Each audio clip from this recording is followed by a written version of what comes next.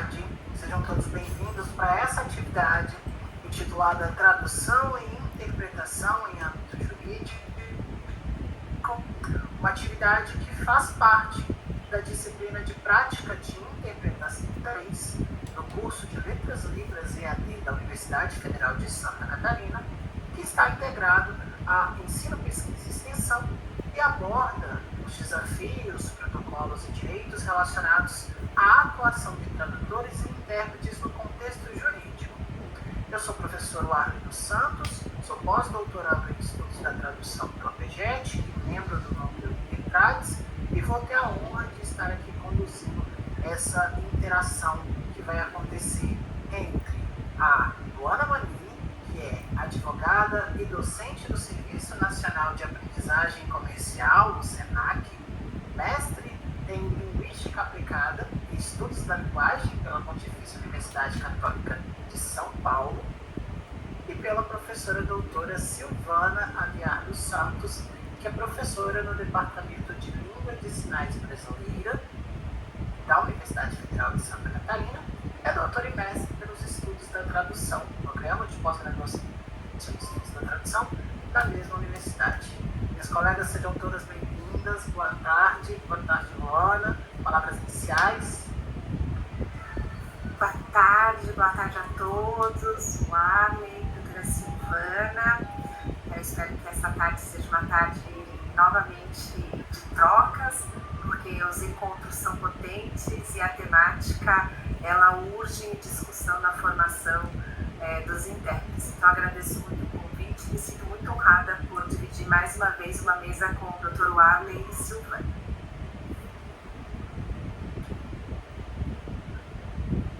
Perfeito. Professora Silvana, palavras iniciais.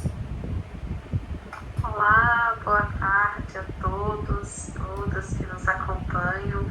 Quero agradecer imensamente o convite dessa atividade. Quero cumprimentar meus colegas, pesquisadores, docentes, que têm sido parceiros ao longo dessa caminhada na temática sobre interpretação em contextos jurídicos. E agradecer a todas as pessoas que estão nos assistindo. Cumprimento a doutora Luana, Lu, quebrando já o protocolo desde o início. Cumprimento o doutor Warley também, doutor Carlos e todos os colegas mais que estão aqui. Eu quero dizer, ainda que eu não quero me estender muito já no início, que existe toda uma questão muito importante no dia de hoje, que é dialogar sobre esse tema com pessoas que são tão queridas, tão empenhadas ao longo dessa jornada de pesquisa. Então, é uma satisfação muito grande estar aqui hoje representando o Tio Jura, a UFES, enfim, todas essas amizades. Obrigada. Antes de iniciarmos, conforme foi divulgado, o professor Lucas Gonçalves Dias, infelizmente, não poderá participar deste momento, pois ele teve uma questão técnica que não pôde ser resolvida a tempo. Então, fica aqui o nosso agradecimento por ele ter aceito o nosso convite, mas a justificativa da sua ausência. Meus colegas, vocês têm 35 minutos para fazer, de 30 a 35 minutos, para fazer a exposição do tema que foi preparado.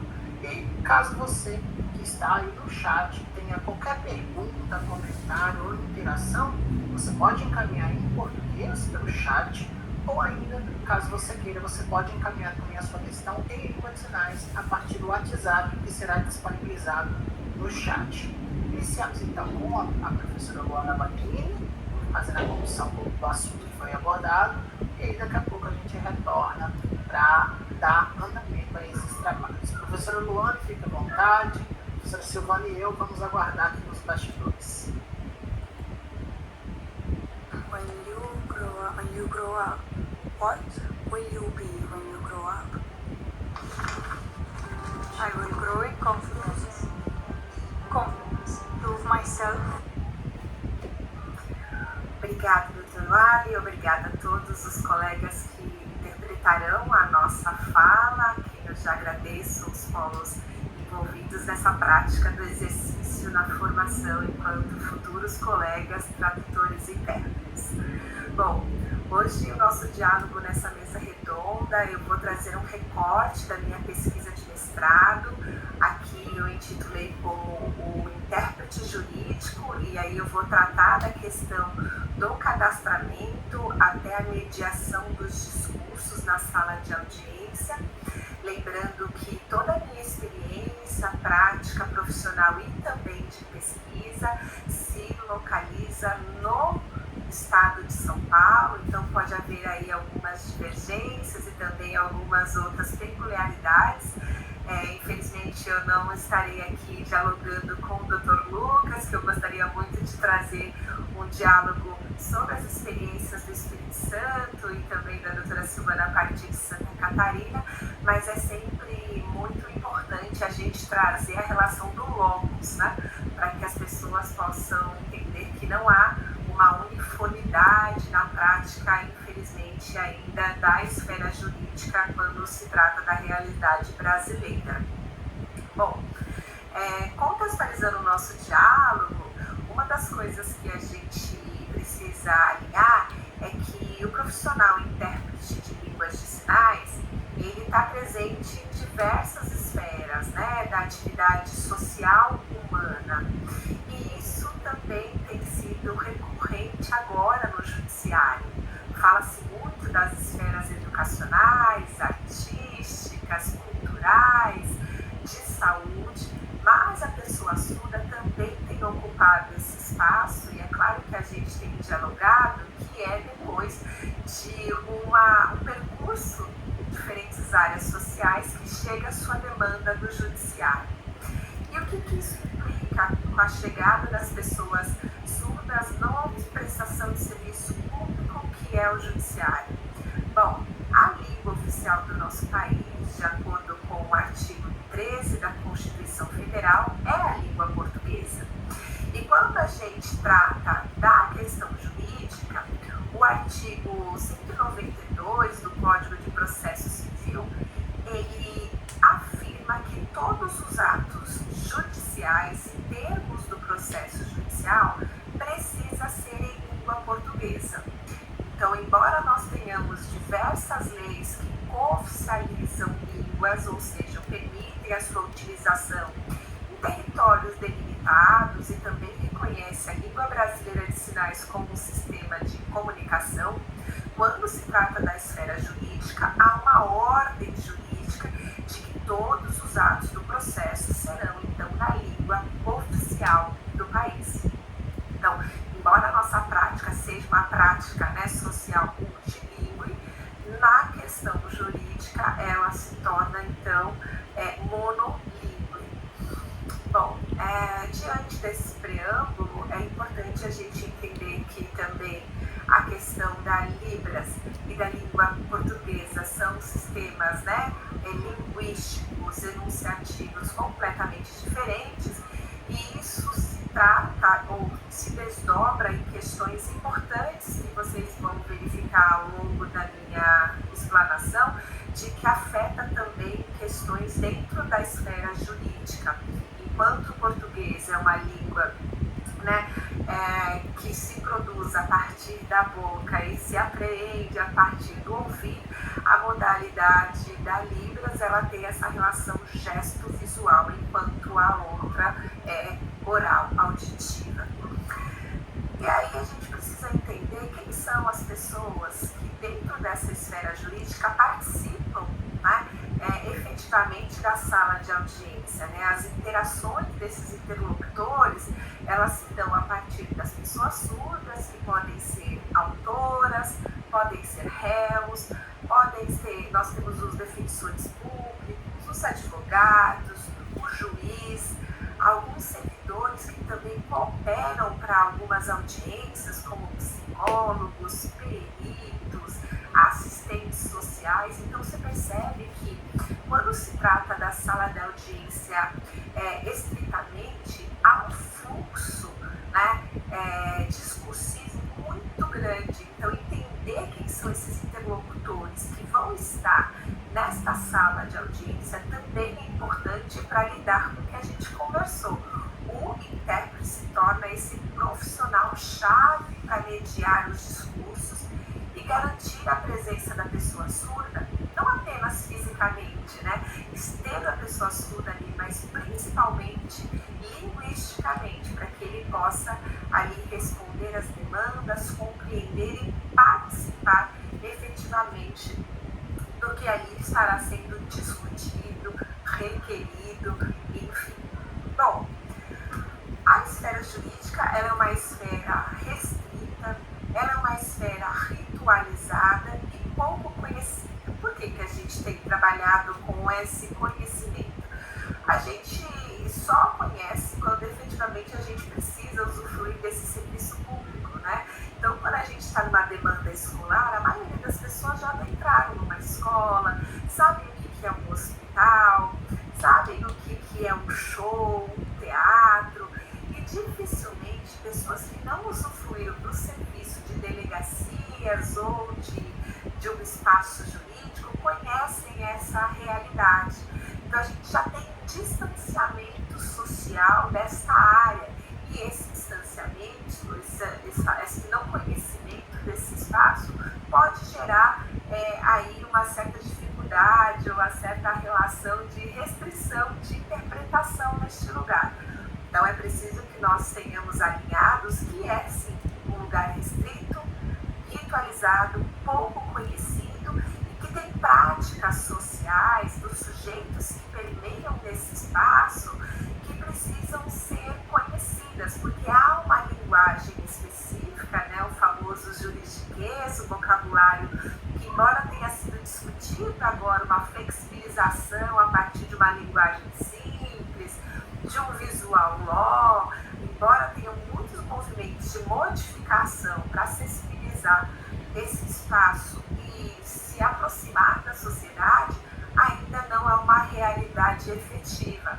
Então a gente precisa sair daqui hoje desse diálogo, entendendo que ainda a esfera jurídica é e permanece sendo um espaço ritualizado, pouco conhecido e um campo de especialidade, né? Porque quando a gente pensa nessa realidade de campo de especialidade, a gente precisa ter conhecimentos, desenvolver competências, habilidades e valores inerentes a esta esfera. Por quê?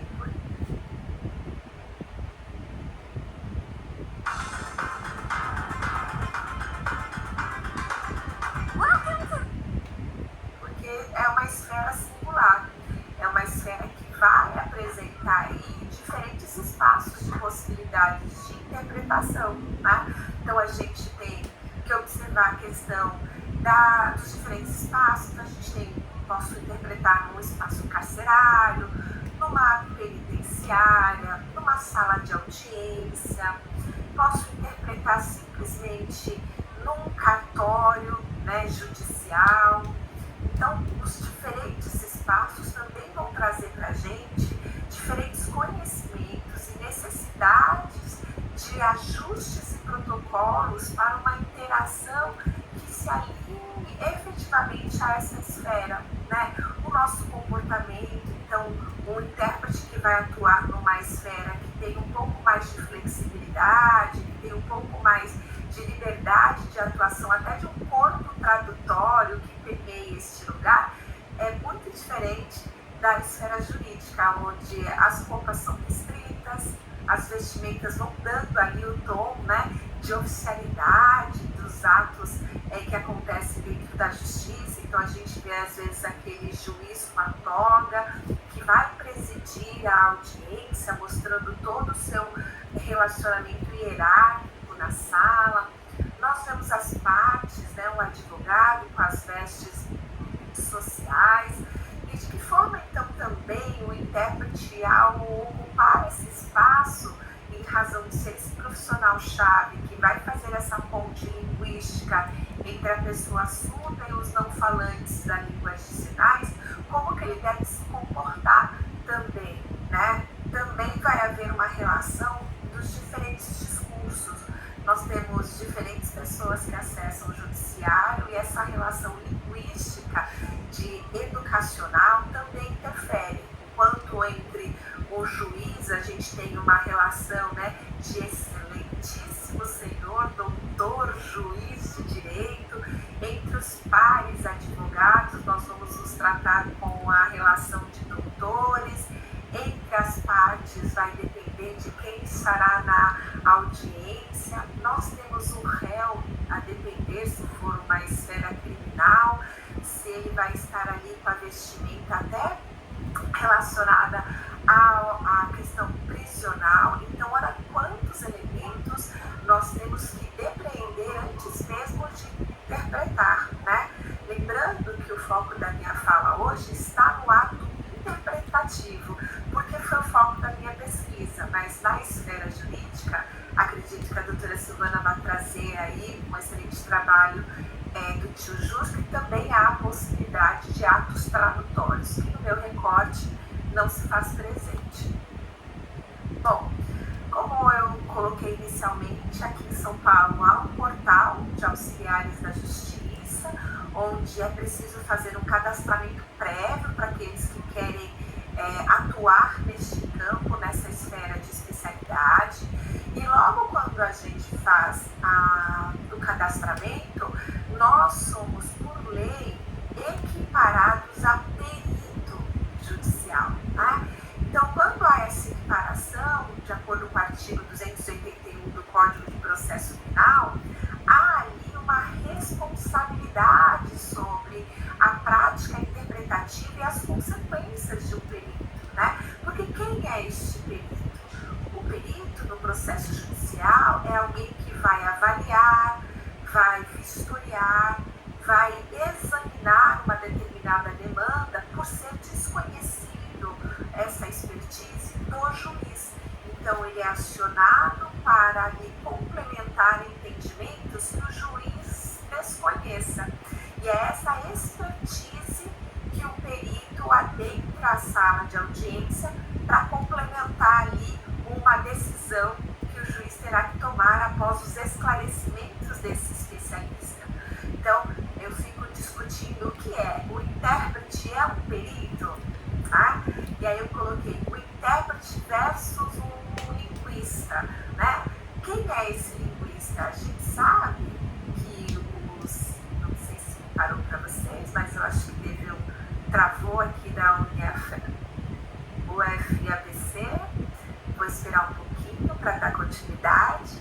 Bom, nós também temos ali, às vezes, alguma confusão, as pessoas também acabam colocando, né, a diferença entre o intérprete e o linguista, né? O linguista, dentro do processo judicial, ele vai buscar vestígios linguísticos, né, baseados na língua, tá? Então, a gente vai verificar a forma como ele se comunicava, às vezes os erros que ele comete na sua comunicação. Então, me parece que toda essa relação de avaliação, de vistoria e de exame está nessa questão da língua formal, dessa questão gramatical. Então, ele também se passa a ser um profissional que ele é demandado para o juiz, que pode ser para avaliar uma carta, pode ser para avaliar uma mensagem no WhatsApp.